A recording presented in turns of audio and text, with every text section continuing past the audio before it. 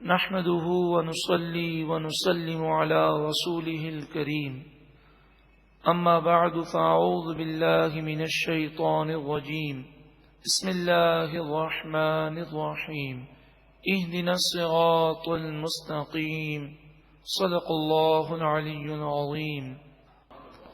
تو آدم علیہ السلام کے متعلق سورہ طٰہٰ میں فرمایا گیا فنسیہ، اس درخت کو آدم علیہ السلام بھول گئے۔ اب بھولنے کی دو صورتیں ہیں۔ بعض مفسرین نے فرمایا اس طرح بھول گئے کہ فرمایا گیا تو یہ درخت مت کھانا، تو آپ کو بھلا دیا گیا۔ آپ سمجھے کہ اس درخت کی ممانعت نہیں ہے بلکہ اس کی ممانعت ہے۔ اور بھولنے کی دوسری صورت مفسرین نے اس طرح بیان فرمائی کہ فرمایا یہ درخت مت کھانا، تو آپ نے یہ خیال کیا کہ مجھے یہ درخت منع ہے، لیکن دوسرا درخت جو اسی قسم سے تھا، مثلا گندم کے ایک پودے کے متعلق فرمایا جائے کہ یہ پودے میں سے آپ گندم مت کھائیے گا، تو خیال تو یہی کیا جائے گا کہ یہ پودا منع ہے، لیکن مراد تھی کہ گندم کے جتنے پودے اس جنت میں ہیں وہ آپ کو کوئی بھی نہیں کھانا۔ تو مفسرین نے فرمایا کوئی بھی معاملہ تھا، اللہ تعالیٰ نے اپنی حکمت کے مطابق آپ کو بھلا دیا اور آپ نے کھا لیا، اور کھانے کی صورت میں جنتی جو لباس تھا وہ اتر گیا، اور پھر آپ جنت سے دنیا میں آ گئے۔ اس میں آپ کا قصور نہیں تھا، غلطی نہیں تھی، مگر اللہ کے نیک بندے ایسے ہوتے ہیں کہ وہ ہر معاملے میں عاجزی کرتے ہیں اور اپنے آپ کو خطا کار سمجھتے ہیں۔ کئی بزرگان دین کے واقعات ہیں کہ اگر تیز ہوا چلتی تو رونے بیٹھ جاتے، آندھی چلتی تو سجدے میں گر جاتے اور کہتے کہ یہ سارے میرے گناہوں کی وجہ سے لوگوں کو مصیبتیں آ رہی ہیں، اگر میں نہ ہوتا تو لوگ پریشان نہ ہوتے۔ یہ عاجزی ہے ان کی۔ اور نبی اکرم صلی اللہ علیہ وآلہ وسلم سے بڑھ کر نیک کون ہوگا؟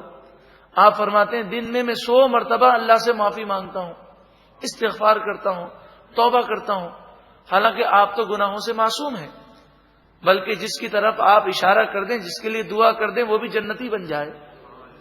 لیکن آپ کی عاجزی، اللہ کا خوف اور للہیت کا یہ عالم کہ آپ کہتے ہیں 100 مرتبہ دن میں اللہ سے معافی مانگتا ہوں، توبہ کرتا ہوں۔ اور پھر یہ بھی یاد رکھیں کہ اللہ انبیاء کا رب ہے، وہ جس طرح کلام کرنا چاہے اس کی مشیت ہے۔ ہماری یہ جرت نہیں کہ انبیاء کے بارے میں کوئی بے ادبی کا کلمہ کہیں، اگر ہم کہیں گے تو ایمان ضائع ہو جائے گا۔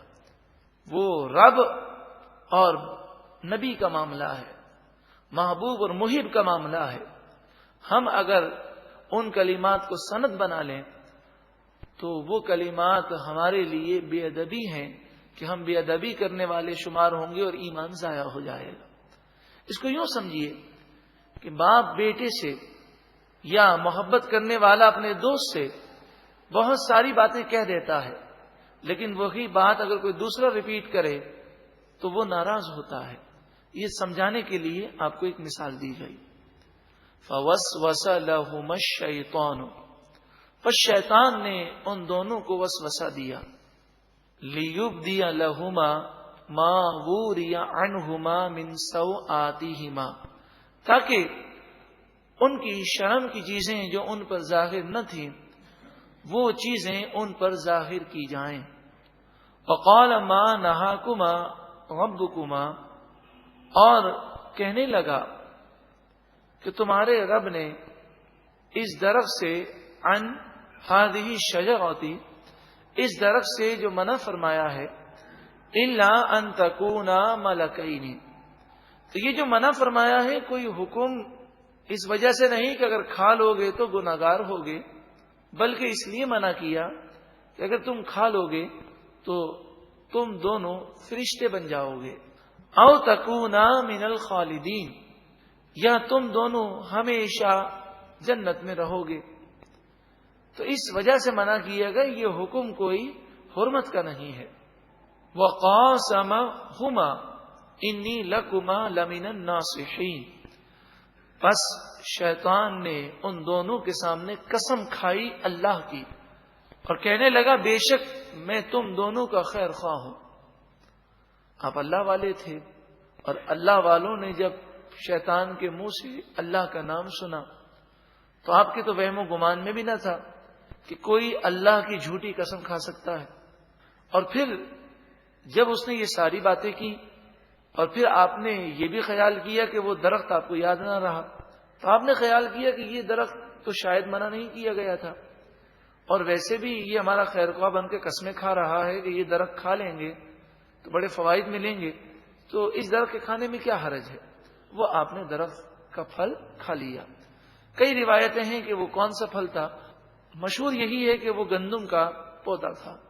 فَدَلَّاهُمَا بِغُرُورٍ، پس دھوکہ دے کر ان دونوں کو زمین پر اس نے اتار دیا. فَلَمَّا، پس جب ذَاقَ الشَّجَرَةَ، ان دونوں نے پھل کو چکھا، درخت کو چکھا. بدت لہما سوآتہما، ان دونوں کے لیے ان کی شرمگاہیں کھل گئیں. وَطَفِقَا يَخْصِفَانِ عَلَيْهِمَا مِنْ وَرَقِ الْجَنَّةِ، اور وہ شرم کے مارے جنت کے پتوں سے اپنے ان اعضاء کو چھپانے لگے. اس آیت کریمہ کے تحت مفسرین فرماتے مشرکین مکہ کو تنبیہ ہے کہ وہ خانہ کعبہ کا طواف کرتے ہوئے لباس اتار کر طواف کرتے ہیں اور اس میں کوئی شرم محسوس نہیں کرتے. فرمایا گیا کہ ان اعضاء کا ظاہر ہو جانا فطری طور پر اس پر شرم کرنی چاہیے، اور جس میں شرم و حیا کا مادہ ہوتا ہے، جن کی طبیعتیں سلیم ہیں، جو اچھی طبیعت والے ہیں، وہ ضرور شرم کرتے ہیں. تو شرم و حیا کا ہونا یہ اللہ کی نعمت ہے. خصوصاً خواتین میں، عورتوں میں شرم و حیا جس قدر زیادہ ہو اسی قدر یہ ان کی زینت ہے. اور جو عورت بے شرم ہو اور اس میں شرم و حیا نہ ہو تو وہ اس عظیم زیور سے محروم ہے. وَنَادَاهُمَا رَبُّهُمَا، ان دونوں کے رب نے انہیں پکارا. أَلَمْ أَنْهَكُمَا عَنْ تِلْكُمَا الشَّجَرَةِ، کیا آپ کو یاد نہیں میں نے آپ دونوں کو اس درخت کے قریب جانے سے منع کیا تھا. وَأَقُلْ لَكُمَا إِنَّ الشَّيْطَانَ لَكُمَا عَدُوٌّ مُبِينٌ، اور کیا میں نے آپ دونوں سے نہ کہا تھا بے شک شیطان تمہارا کھلا دشمن ہے. حضرت آدم علیہ السلام نے عرض کی اے پروردگار، میں تو اسے اپنا دشمن ہی سمجھتا ہوں، مگر جب اس نے تیرے نام کی قسم کھائی تو میں نے یہ خیال کیا کہ یہ تیرے نام کی جھوٹی قسم نہیں کھا سکتا. واقعی ایک حقیقت ہے، آج بھی ہم بسا اوقات ڈھیر ہو جاتے ہیں جب ہمارے سامنے کوئی اللہ کے نام کی جھوٹی قسم کھاتا ہے تو ہمیں بسا اوقات یقین کرنا پڑتا ہے کہ بھئی یہ آدمی اللہ کے نام کی جھوٹی قسم تو نہیں کھا سکتا. اور آج لوگ اتنے نادان ہو گئے کہ وہ شیطان کے نقش قدم پر چلنے لگے اور اللہ کے نام کی جھوٹی قسم کھانے میں ذرہ برابر بھی انہیں شرم نہیں آتی. بلکہ بعض نادان تو قرآن پاک ہاتھ میں لے کر جھوٹ بولتے ہیں، اور خصوصاً کاروبار کرنے والے تو انہوں نے تو تکیہ کلام بنا لیا، ہر بات پہ خدا کی قسم کھاتے ہیں. حالانکہ سچی قسم کھانا بھی مال کی برکت کو اڑا دیتا ہے، تو جھوٹی قسم تو تباہی ہے.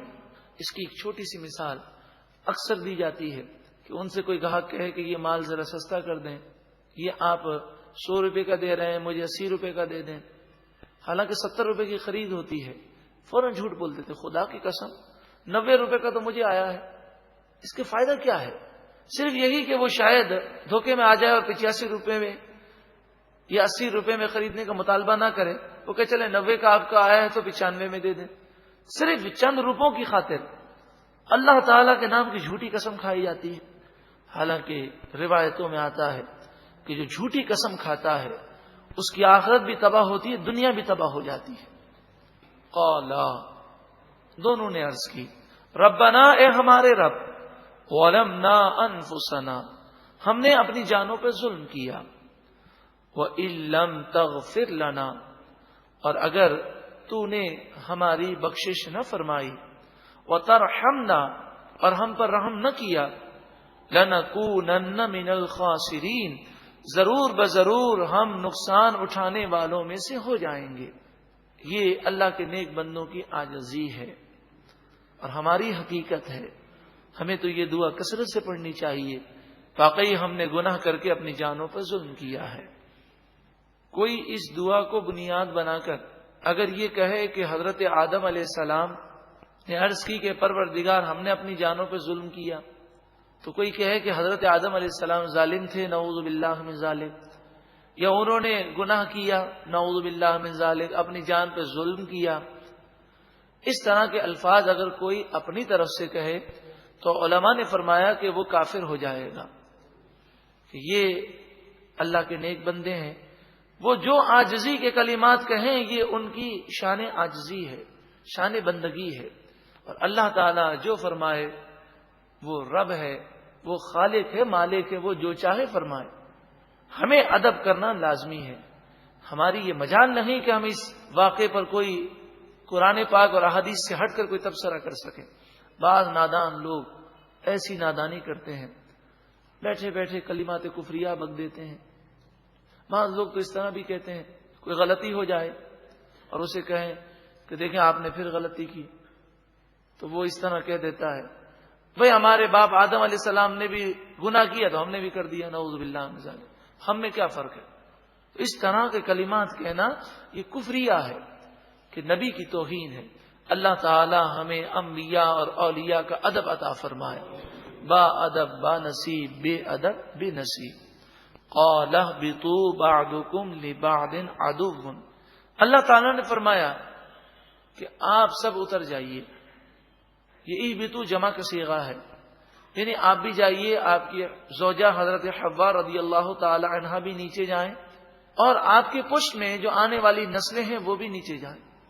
بعضکم لبعض عدو، جنت میں حسد نہیں ہے، جنت میں بغض نہیں ہے، لیکن دنیا کے اندر ایک دوسرے سے آپس میں نفرتیں ہوں گی۔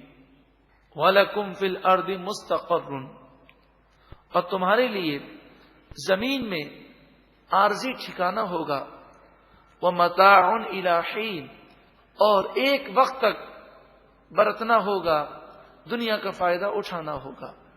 دنیا کے اندر یوں تو ہوتی ہیں نفرتیں، لیکن جب انسان جنتی ماحول بنا لے، جنتی ماحول سے مراد یہ ہے کہ قرآن و حدیث پر خود بھی عمل پیرا ہو اور دوسرے بھی عمل پیرا ہو جائیں، تو اس میں وہ تاثیر ہے کہ پھر نفرتیں محبتوں میں تبدیل ہو جاتی ہیں۔ قال فیہا تحیون، اللہ تعالیٰ نے ارشاد فرمایا اس زمین میں تم زندہ رہو گے، وفیہا تموتون، اور اسی زمین میں تمہیں موت آئے گی، ومنہا تخرجون، اور کل بروز قیامت اسی زمین سے تم نکالے جاؤ گے۔